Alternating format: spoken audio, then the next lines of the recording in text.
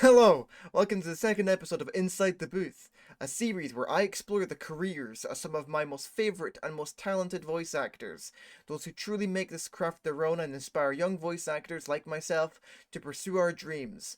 The legendary voice actor we're going to talk about today is the one and only Ben Starr, known for a multitude of roles in video games and TV shows. So let's get into it. Ben Starr was born on April 1st, 1988 in Bristol, England, where he attended Queen Elizabeth's Hospital School in 2005.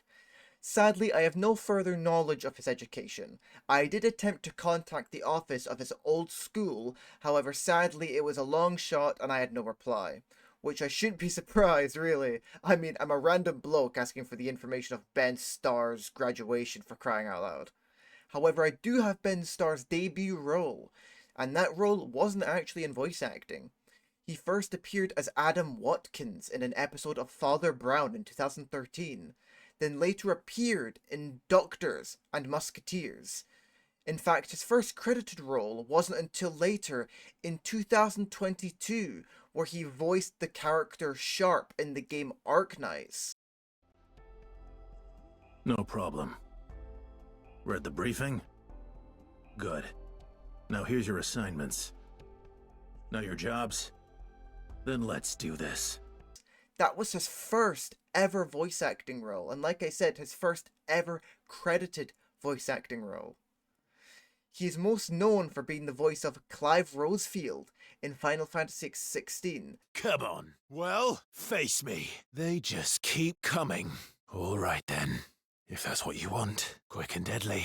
Right. Better make this quick. Let's get this over with. Numbers won't save you. I'll take these odds. Don't bother running. You won't get away. Run if you want. There's no escape. I'll take you all. Ready? I'm sorry if I pronounced his name wrong. I've actually not played Final Fantasy. He's also known for other roles, such as Prometheus in Hades 2. Great Zeus did not have me bound and tortured merely for the supposed crime of taking fire from this mountain. No, he wanted certain information about his eventual downfall. And also Verso de Cindre, again, it's a French name, I'm sorry if I mispronounce it, in Expedition 33. We're all hypocrites, doing the same thing to each other. CL was right. Grief blinds us. All you see are walls. I've lived a long time, Mael.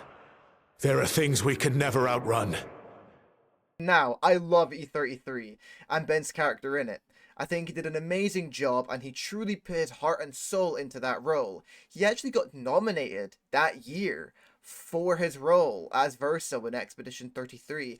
However, he didn't win it over his counterpart of Jennifer English, who voiced Mael in Expedition 33, who deserved it immensely. Her performance was fantastic. However, we're not going to be talking about Jennifer English today. However, I just wanted to point out he did get a nomination for that role, which I think just shows how well he performed.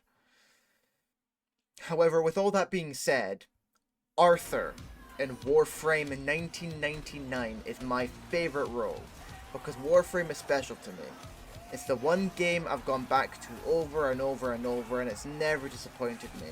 I remember the first time I played it, I had no idea what I was doing. I think it would have been 8 or 9 the first time I played the game, and now I'm 19.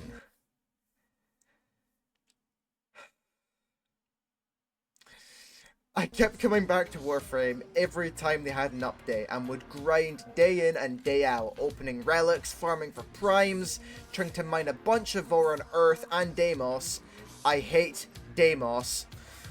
Warframe truly gave me a fantastic experience, and not only that, I made some very good friends on that game. The sense of community and the kindness complete strangers showed me was incredible.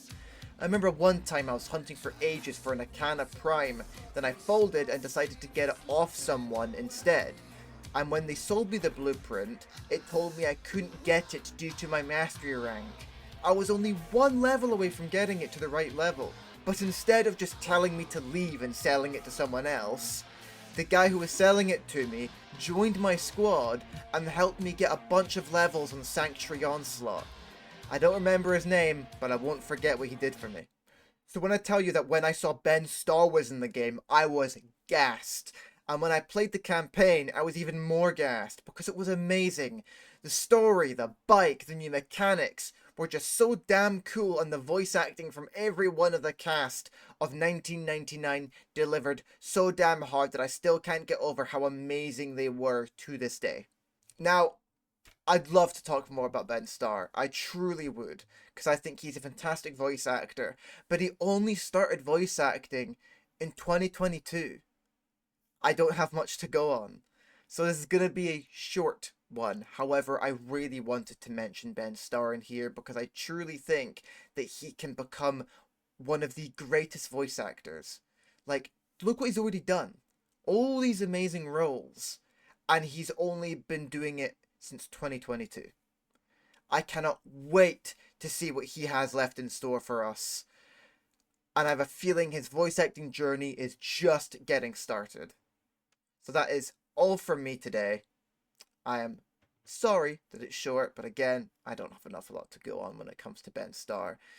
If I'm missing anything, I'll be sure to educate myself. I could be missing some very crucial roles and topics of Ben Starr's career, but this is all I could find for now. Thank you so much for joining me today on the second episode of Inside the Booth.